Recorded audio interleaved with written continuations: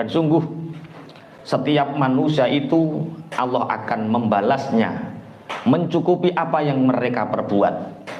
Kalau mereka melakukan perbuatan baik, Allah juga akan mencukupi mereka dengan banyak kebaikan. Kalau mereka manusia itu melakukan keburukan, maka Allah juga akan menimpakan keburukan kepada mereka. Innahu bima ya'maluna khabir. Sungguh Allah dengan apa yang mereka kerjakan, iku maha mengetahui rahasianya, maha mengetahui apa yang ada di dalam hatinya, khabir. Jadi kita sebagai orang yang beriman itu harus yakin bahwa semua kebaikan akan berdampak baik, semua keburukan juga akan berdampak buruk. Niat yang buruk, perilaku yang baik, niatmu elek tapi kelakuanmu ketok apik, maka keburukanmu nanti akan tampak. Kebaikan sekecil apapun yang disembunyikan akan tampak, keburukan sekecil apapun disembunyikan juga akan tampak. Makanya kita beramal itu butuh dua. Yang pertama butuh ikhlas, yang kedua butuh ridho. Apa bedanya ikhlas dengan ridho? Nopo Pak Ikram? Bedanya ikhlas karo ridho. Apa bedanya? Lu kan mirip-mirip to, ono ikhlas, ono ridho. Lah, wong amal itu aja sampai gak duwe loro. Ketika kita tidak punya keikhlasan dan ketidakridhoan, maka kita tidak akan pernah melakukan apapun. Maka lakukan amal dengan ikhlas dan dengan ridho. Bedanya apa ikhlas karo ridho?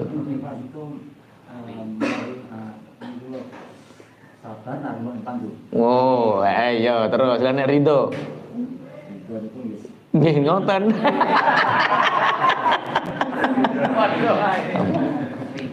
Ikhlas itu ada di depan, ridho itu ada di belakang.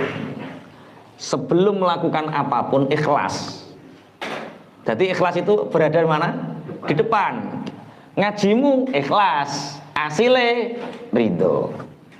Dengan ujian ikhlas di depan. Apapun yang terjadi kita terima. Hasilnya ridho. Arep berangkat bakul es, ikhlas lillahi ta'ala, aku bakul es karena Allah iku ikhlas. Dene ora payu, ridho. Paham maksudnya ya.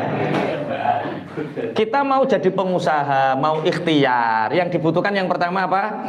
Ikhlas. Ikhlas belajar ke sana, ikhlas belajar ke sana, ikhlas mengawali ini, ikhlas melakukan ini, ikhlas. Yang terjadi setelah terjadi ridho. Lah, wa inna kullalamma la yuwaffiyannahum rabbuka a'malahum. Tuhanmu Muhammad itu sungguh setiap manusia itu akan dicukupi amalnya. Amal yang baik dibalas baik, amal yang buruk dibalas buruk. Walaupun kadang kita nggak pernah bisa mikir hikmahnya. Kemarin sudah tak ceritakan, ada dua raja, yang satu zolim, yang satu soleh. Raja yang zolim ini nanti kita bahas kezoliman setelah ayat ini. Pokoknya zolim itu yang menyengsarakan banyak orang, itu zolim. Dia tiba-tiba sakit. Sakitnya agak lama, tabib didatangkan juga nggak ada yang tahu obatnya. Tiba-tiba ada satu tabib, carikan ikan yang seperti ini. Mestinya saat itu ikan itu langka di tahun itu, di bulan itu, di musim itu. Tapi saat itu tiba-tiba ikan itu bau banyak sehingga raja yang zalim ini sembuh.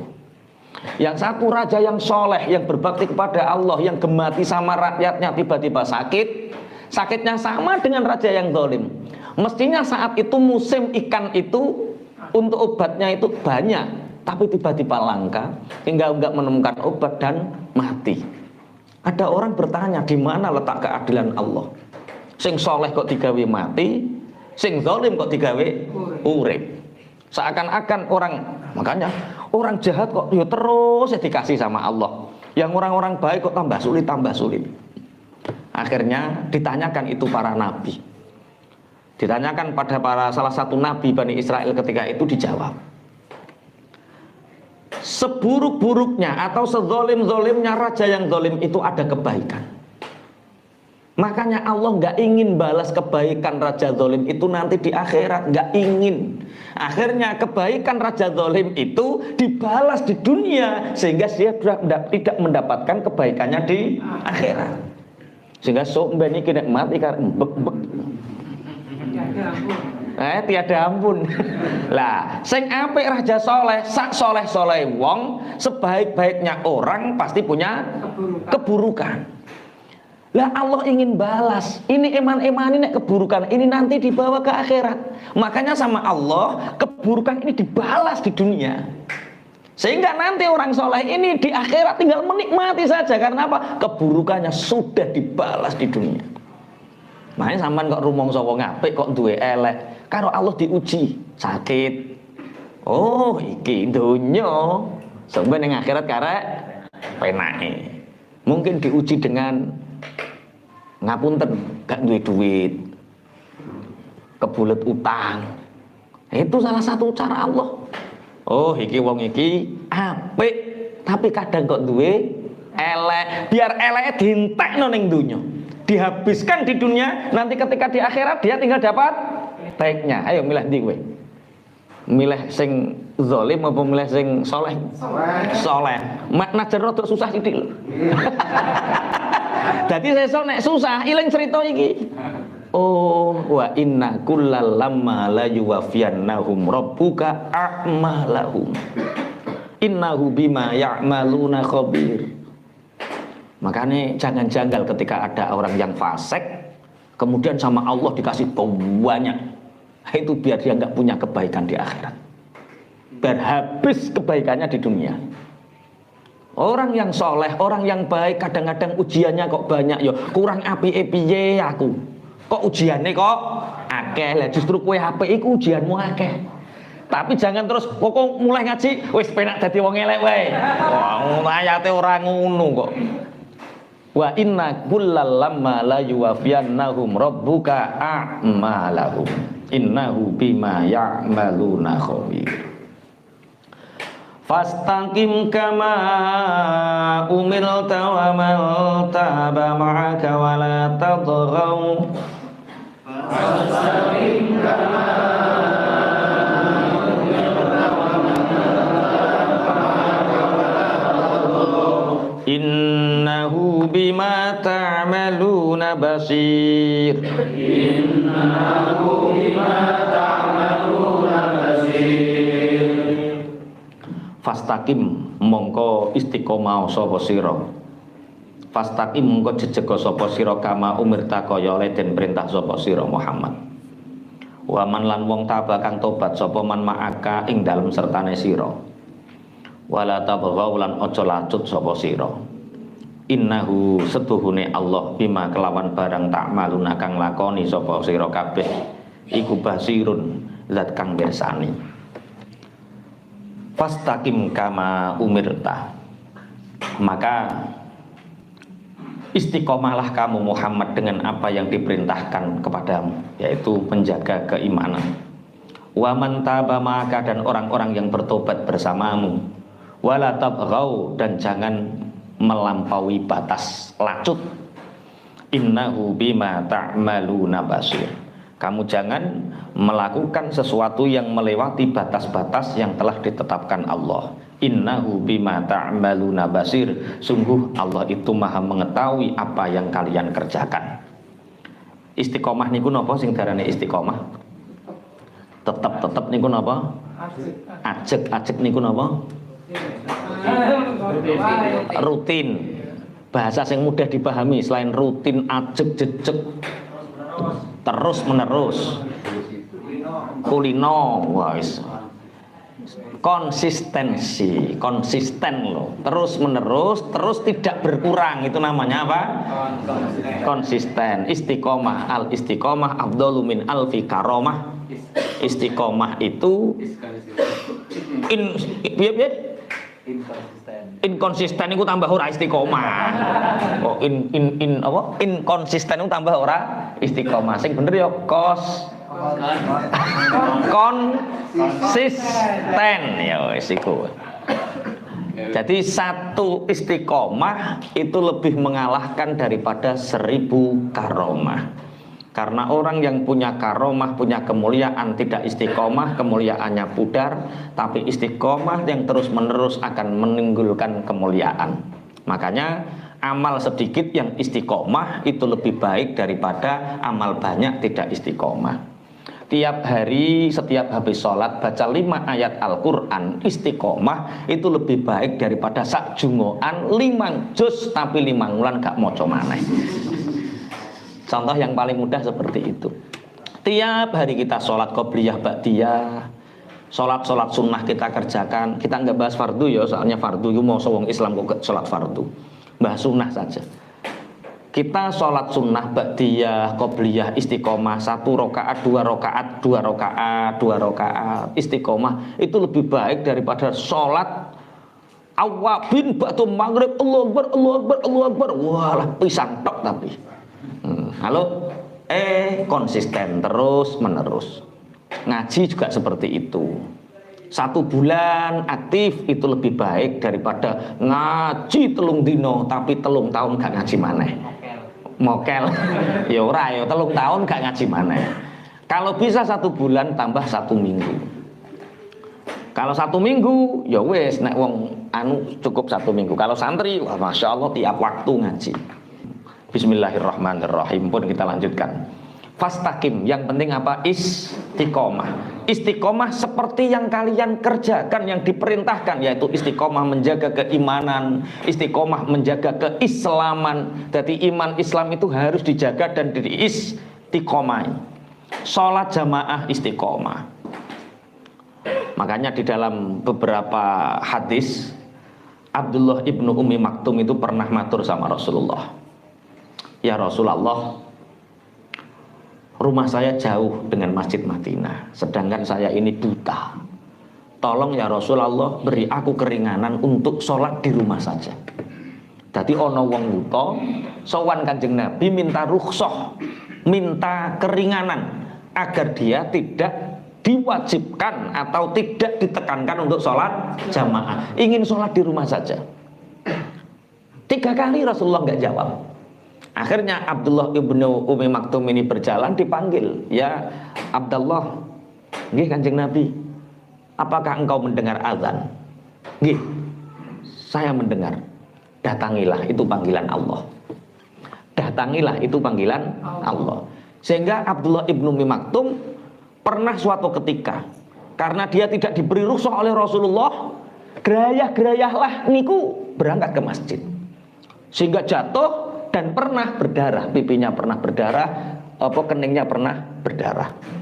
Sejak berdarah itu, setiap hari ada orang yang datang menjemput. Setiap mau jamaah sholat dijemput. Tapi orang yang menjemput ini tidak mau masuk masjid. Dikek ning ngarepe, mlaku dewi.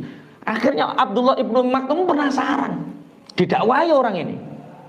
Kak, saya itu minta keringanan sama Rasulullah untuk bisa melakukan sholat sendiri karena saya buta. Lah panjenengan kok setiap hari nuntun aku terus, kok nggak mau masuk masjid? Ayolah ikut masuk masjid. Tidak, saya nggak mau ke masjid. Tidak. Lah kenapa? Ketahuilah wahai Abdullah ibnu Maktum. Ketahui apa? Aku adalah iblis yang bisa menjelma manusia. Kaget. Kok ono iblis apian? Loh, ono iblis apian. Ya ini berbulan-bulan loh, dalam riwayat berbulan-bulan. Iblis kok apian? Abdullah setiap hari dituntun, padahal wong soleh-soleh gak nuntun loh. Ini iblis kok apian, nuntun Abdullah ibnu Ummi Maktum ke masjid, tapi dia gak mau masuk masjid. Loh, kamu kok aneh, masa iblis kok baik? Dijawab, aku adalah iblis yang memperhatikanmu. Dan ketika engkau mau jamaah sholat subuh terjatuh dan engkau beristirja inna lillahi wa inna ilaihi roji'un, kamu bangun dan tetap berangkat, itu sebenarnya yang ngasih batu itu saya, agar kamu jatuh dan kamu tidak ke masjid lagi. Ternyata setelah tak kasih batu kamu jatuh, kamu istirja dan tetap berangkat, gemuruh malaikat yang ada di langit memintakan ampunan untukmu dan separuh dosamu itu diampuni. Lah kamu kalau tak biarkan jatuh lagi, habis dosamu. Paham ya? Jadi hati-hati, kadang-kadang setan itu baik juga. Setan itu belum tentu buruk. Setan itu kadang-kadang menjelma dalam sesuatu yang sifatnya seperti baik. Loh ini sama ridho birido loh. Ini saling menguntungkan. Ini kamu butuh, saya juga butuh. Jebule nganakno duit kan. Podo apa bedanya? Dalam 3 tahun terakhir, Pondok Pesantren Hozinatul Abror telah mengirimkan 3 kader terbaik untuk menuntut ilmu di Universitas Al-Azhar, Kairo, Mesir. Sebuah langkah besar untuk membangun generasi pemimpin berilmu dan berakhlak mulia. Kini, melalui Giska, Gerakan Infak Beasiswa Kader, Anda memiliki kesempatan emas untuk menjadi bagian dari perjuangan ini. Setiap rupiah yang Anda infakkan akan menjadi cahaya ilmu yang menerangi masa depan umat. Mari bersama, kita dukung lebih banyak kader menggapai impian mereka. Berikan infak terbaik Anda, dan jadilah bagian dari perubahan besar ini. Giska, menginfakkan harta untuk ilmu, membangun peradaban. Fastaqim kama umirta wa man taba maka wala tabghaw innahu bima ta'maluna basir. Muhammad, istiqomahlah kamu terhadap apa yang diperintahkan untukmu dan orang-orang yang bertobat bersamamu, artinya bertobat dari kekufuran masuk Islam, jaga iman, wala tabghaw, dan jangan melebihi batas. Melebihi batas itu kalau bahasa sekarang namanya ghulu, berlebihan. Jadi berlebihan itu nggak baik. Apapun, seperti yang di Riyadhus Shalihin yang saya baca tadi, 3 orang sahabat yang ingin sholat malam tidak pernah berhenti, yang ingin puasa tidak pernah moka, yang ingin tidak menyentuh wanita. Nah itu namanya ghulu, berlebihan dalam agama. Sehingga ghulu ini sekali futur klek, kalau di dalam kitab-kitab tasawuf, kue kok mau wempeng, maka sekali putus ceklek. Sekali putus apa? Ceklek. Santri sing betah suwe mondok sampai lulus ngono ki yo. Santri sing ora iso guyon meneng ora. Tewenanan sekali dia kena tek. Orang yang salah itu kadang-kadang baik agar kita menyadari kesalahan orang lain. Orang yang nggak pernah salah itu kadang-kadang nggak baik karena dia nggak akan pernah menyadari kesalahan orang lain. Maka sekali waktu seorang suami itu harus menyadari kesalahannya, atau harus sesekali melakukan kesalahan biar saat istrimu salah kamu ridho. Tapi repotnya bojomu ridho gak nek kowe salah. Kok nang diuring-uring sak lawase uring. Kuwi terus sing dieling-eling. Wala tatghaw innahu bima ta'maluna basir. Sayyidah Aisyah dan beberapa istri dari Rasulullah ketika ditanya apa doa, tapi yang ditanya ini yang menjawab namanya Ummu Salamah. Di antara istri Rasulullah ada yang bernama Ummu Salamah. Ummu Salamah ini ditanya apa yang engkau hafal dan sering mendengar doa yang dibaca Nabi. Mengistiqomahkan doa apa Rasulullah? Ummu Salamah menjawab, yang aku tahu dan yang sering aku paling banyak dengar doa Rasulullah adalah doa ya muqallibal qulub tsabbit qalbi ala dinik. Ya muqallibal qulub, wahai zat yang membolak-balikkan hati, tsabbit qalbi ala dinik, tetapkan hatiku untuk selalu di atas agamamu. Mumpun hafal napa dereng? Coba. Ya muqallibal qulub. Sarang-sarang 1, 2, 3. Ya muqallibal qulub. 2 kali lagi. Ya muqallibal qulub. 1 kali lagi. Ya muqallibal qulub, tsabbit qalbi ala dinik. Tsabbit qalbi ala dinik. Sudah balik. Tsabbit qalbi ala dinik. Ya muqallibal qulub. Ya muqallibal qulub. Tsabbit qalbi ala dinik. Tsabbit qalbi ala dinik. Itu dibaca kapan? Setelah sampean tahiyat akhir, Biasanya sampean innaka hamidum majid. Terus piye? Yang sing langsung salam biasanya ya. Biasanya setelah innaka hamidum majid itu baca Allahumma inni a'udzubika min adzabil qabri wa min adzabin nar wa min fitnatil mahya wal mamat wa min fitnatil masihid dajjal ya muqallibal qulub tsabbit qalbi ala dinik, baru salam. Apal napa mboten? Mboten, ya wis ya muqallibal qulub tok ae. Innaka hamidum majid ya muqallibal qulub tsabbit qalbi ala dinik. Ditulis tsabbit qalbi ala dinik. Engko mulai wayah tahiyat eling hamidum majid terus sapa mah? Ora gelem nulis. Wayah bar ngaji innaka hamidum majid, wayah salat innaka hamidum majid, opo mau? Mosok ala dinik ngono tok. Ya muqallibal qulub tsabbit qalbi ala dinik. Dalam beberapa hadis Rasulullah Muhammad sallallahu alaihi wasallam, niku Kanjeng Nabi istaqimu walan tuhsu. Istiqomahlah kalian dan jangan pernah menghitung amal. Istiqomahlah, jangan pernah perhitungan tentang amal. Kerjakan.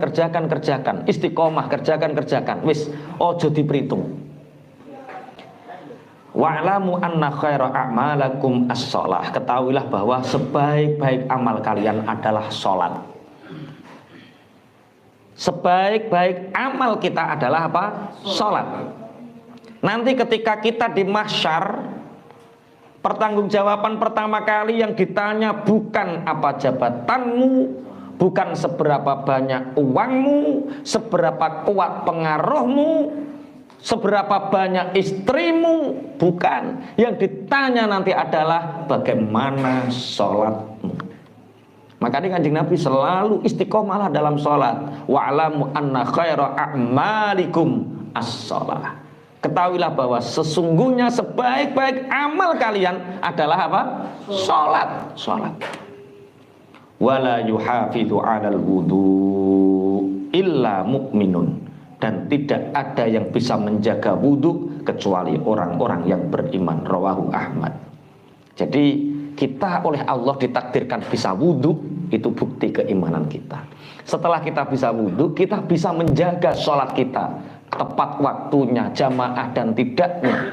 Itu adalah bukti keimanan kita. Maka Kanjeng Nabi selalu mengingatkan istiqomahlah sholat, istiqomahlah apa? Sholat. Lah, di ayat ini juga kita dilarang untuk hulu. Hulu itu berlebihan di dalam agama. Makanya dalam muamalah, sebatas yang kita tahu itu halal, ya halal. Contoh, kangkung itu halal apa haram? Halal, oke. Jangan dihulukan. Gara-gara berngaji halal haram, kemudian kita ngaji tentang izzah dan apa zuhud, dimasakno bojone kangkung. Ki kangkung kon didik. Tuku to, Pak, ning ngene bakul rengkek. Bakul rengkek wong diwi, pacing, wong salat ora. Oh, gak iki ketoke. Lah kok ndang nyolong. Sesuk takoki.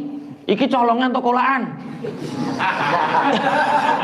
Akhirnya bojomu takok, Mbak, apa Mbak? Iki kangkung ki colongan to kowe kolak. Ki kira-kira tersinggung napa mboten? Tersinggung. Lah yo agama kok model ngono ki agama piye? Itu namanya apa tadi? Hulu. Salat, Allahu Akbar. Kowe salat jengkang-jengking ngono ki yo eling pangeran. Lah piye maksudmu? Sajadahmu cek ketok. Ijek nganggur, mek opo salat nganggur. Itu namanya apa? Hulu itu berlebihan, melewati batas-batas dari ketetapan yang telah ditetapkan. Rasulullah Muhammad sallallahu alaihi wasallam dawuh, Islam itu mudah. Islam itu tidak menyulitkan. Lakukan syariat Islam. Syariat Islam itu sangat mudah bagi orang yang melakukannya. Barang siapa yang hulu, berlebihan dalam melakukan agama, maka dia akan dimakan agama itu sendiri. Dia akan mendapatkan afat daripada agama itu sendiri. Makanya agama ini jangan pernah dibuat sulit, kecuali dalam akidah. Tak boleh ini, kecuali dalam akidah. Dalam akidah kita tidak boleh mengatakan yang lain itu benar dalam akidah. Yang benar adalah kita dalam akidah.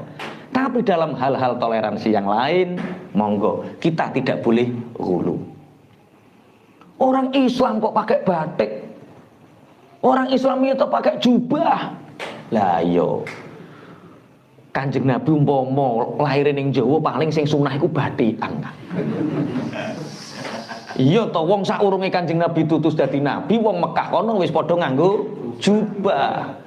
Yang disabdakan Rasulullah, hadza firaqu bainana wa bainahum, ini adalah jarak, ini adalah pembeda antara kita dan mereka. Itu bukan jubah, imamah, sorban. Itu yang membedakan. Mulane batikan sorbanan keren. Tapi yo wayah salat, aja wayah ning warung. Nang warung batikan sorbanan. Kuwi ora dakwah. Kuwi ihanah. Ngeremehno. Maksudnya ngeten lho. Orang kudu muktadul hal wal makom, harus tahu keadaan dan kondisi. Sorbanan itu disunahkan saat kapan? Disunahkan saat sholat, disunahkan saat taklim, disunahkan saat hal-hal yang sifatnya itu nang warung udeng-udengan terus rokokan nyawa wangkruk. Ya Allah, ya Allah. Sesuk nganggo imamah ya, dodolan es ya. Sido ra ditakoki wong wae. Lah ghulu wala tatghaw. Kita tidak boleh berlebihan dalam agama karena berlebihan itu akhirnya menyulitkan kita sendiri.